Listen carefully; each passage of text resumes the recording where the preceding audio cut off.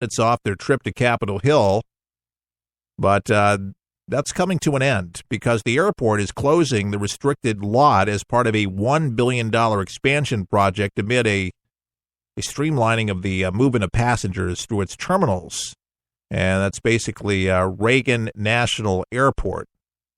And I used to go past that airport all the time. I used to live in Alexandria, and so on my way to White Flint, through D.C., you'd have to go past Reagan National, and that was actually the first stop after Braddock Road stop, if you know anything about Old Town in Alexandria. But know the area well, and under these new rules that went into effect today, a restricted lot that has been available to these officials is now closed. I would think that they now have the memos, but they've been parking there for decades, seemingly, in that area. So that's no more. So I don't know if they're going to be bussed in or one of the rental car companies has a special lot. But, yep, expansions to that airport. I was wondering when that was going to happen because it's a pretty small airport, but it's been really busy.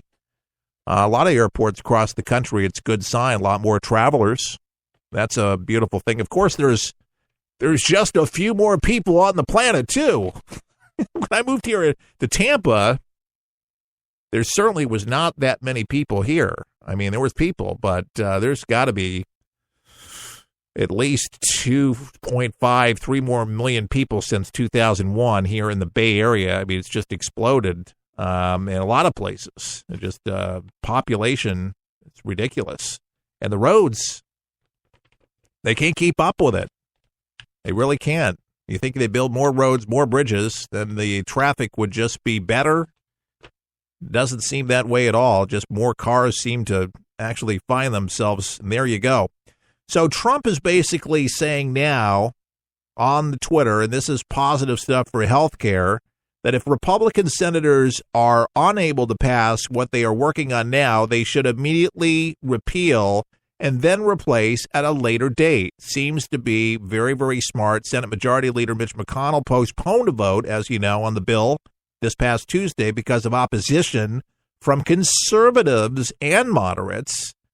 He's trying to nail down changes by this weekend to assure the bill's passage after the July 4th recess. So Mitch McConnell,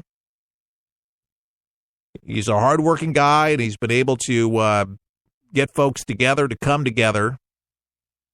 And I say a big prayer for Mitch McConnell and all involved with this bill, the president, just to get the right thing into the right hands. And we know it's imploding, Obamacare. We need a fix. And I think that's the most prudent way to get something out there, and if it's not perfect, which nothing's perfect, that get something out at least right now to give some people some relief on their premiums so you can get people insured because it's blowing up all over the country.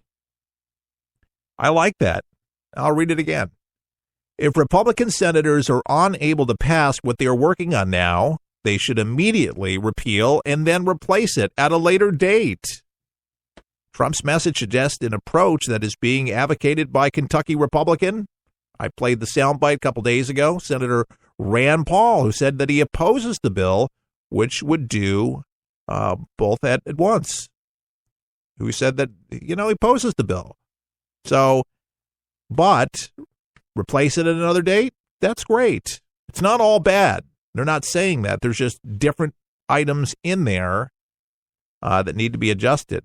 And a lot of them, they're just worried, which a lot of folks are. It's a good thing. They just want to make sure that they do have people on there that are insured. And you're not going to bump off a large majority of folks kicked off the dole that need it because they're going to hear from it when they get home. And they're up for re-election. So it's going to affect them, their constituents. So, they got to protect themselves. And that's rightly so. I mean, you voted him in, so you got a job to do. But this is on both sides. I think they're going to work it out. That's what they're to do. And this is not an easy process. It never is an easy process. And I always said, don't rush it. Work it out. Let legislators legislate. Let them do it. Let them get it done. Big victory, folks. This is a big one. Kate's Law. I've been hoping for a long time because under Barack Hussein Obama, he did not think that Kate's Law was anything too important, and a lot of liberals didn't think it was so important at the time because, well, he was the leader of the pack. Barack. House Republicans took action yesterday to crack down on illegal immigrants in other cities that are sheltering them. Finally, the vote came down to 257 to 157, with one Republican voting no and 24 Democrats voting yes. Now, Kate's Law, folks, is named after Kate Steinle, if you can remember, a San Francisco woman. She was killed tragically with her dad by an illegal immigrant who was in the U.S. despite multiple deportations. The 2-year anniversary of her death is this Saturday, folks. This Saturday. I think it's very befitting that, well, the House did it. It has to go in front of the Senate. But this is very, very promising. And it's good news, as Donald Trump said in a tweet. He said, good news, this was yesterday. House just passed Kate's Law. Hopefully, Senate will follow. Yeah, the House approved it. Now the Senate, I'm hopeful. A lot of people are. It makes sense. Should have not been here. He should not have died. House Speaker Paul Ryan said Thursday in a final push for Kate's Law, an earlier version of which was blocked in the Senate last year. Looking at San Francisco, the shooting suspect, Francisco Sanchez, and then poor Kate Steinle. We need to never forget her. So many are being sheltered in these so-called sanctuary cities. They should be embarrassed. They should be ashamed of themselves.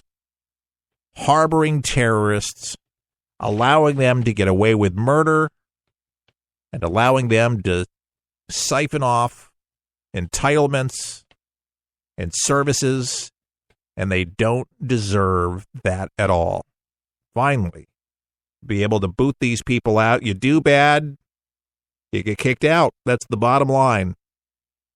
And there should not be any sanctuary cities. There are criminal acts that these mayors are committing, going against the federal government, Donald Trump, using activist judges to keep bad people in this country. The word sanctuary calls to mind someplace safe.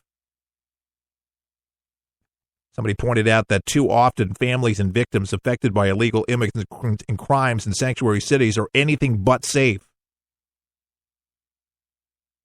It's beyond a lot of people's composition. They can't comprehend it. It's beyond comprehension. Why federal, state, and local officials would actively discourage or outright prevent law enforcement agencies from upholding the laws of the United States. Is that not lunacy? Folks, wake up. I know I'm preaching to some of the choir here. You get it. But it is lunacy, and it angers me to see these people are allowed to do it time and time again. And people that sit there on the television and they sit and they rant and they rave about things, and they can't say anything nice about when conservatives do something great for this country that protects us all. And believe me, Kate's Law is a big victory, a huge victory, because it protects all of us. Every single one of us. And if you're a bad person, that you're committing these crimes, you've killed somebody, you've DUI, multiple offenders, you're going to get booted out, you're going to be deported, and you're not going to be allowed back into the country. That's just the bottom line. Homeland Security Secretary John Kelly asserted in a pre-vote press conference, it says, while gaining support in the Senate for similar legislation will be a tough road, we'll pass it. And guess what? It was passed. Of course, yes, there's the House and then there's the Senate. So, again, we're fingers crossed, but I think it's a big victory, step forward. And again, it really just saddens me, I guess, is what I'm trying to say, is that it went on this long. And it should have been passed just like that. 2 years, but you know what? I guess better late than never. If we can avoid any American other casualties, other murders, other crimes done by illegal immigrants that mean ill will towards our country. Not all immigrants that are illegal want to do harm, and they're not law breakers. But there's plenty in the sanctuary cities, thousands of them, that are being protected by mayors of New York City, of Chicago, Los Angeles. Wherever you have a liberal mayor, you're going to have a sanctuary city. It's not a safe haven. It makes our neighborhoods unsafe, and it puts American citizens in a vulnerable situation. And because these mayors are not getting any opposition from it, a lot of people say the reason they do these kind of things is for one reason only. It's because they are paid voters. Who else are they going to vote for? We're protecting you. We stand with you. We know you got shady people that live in your neighborhood. Your family members are doing this, and et cetera, but shh, just vote for us. Paid voters. Exactly what they are, paid voters. Lord have mercy. Jay Leno, by the way, he'd been retired for the Tonight Show, but occasionally you'll have a camera, a microphone that'll still come, and they'll ask Jay some questions. But if Jay Leno was still on TV late at night, he said that he would steer clear of Trump jokes. And then he went on to tell a Trump joke. That's just like it. But the retired Tonight Show host told Page Six that he thinks that the current lineup of late night host and anti-Trump jokes are growing stale. And he mocked the president at one time, did it once, and it wasn't funny anymore. He said, this is a constant thing on a nightly basis. Eventually, you're doing the same joke, he told Page Six. He added, I enjoy bringing people together. And despite his stance on mocking Trump, he's definitely not a big fan of the president, but he says he has a respect for the Oval Office, for the sitting president, for one that's in there.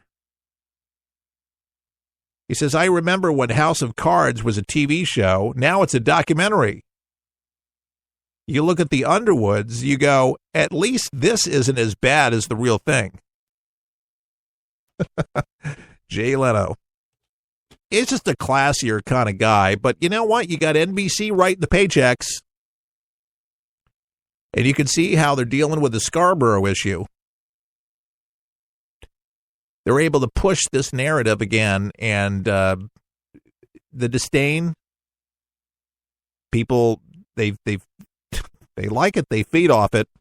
And you ever hear of a negative person? They feed off the negative energy. And there's something to be said about negative energy, negative people.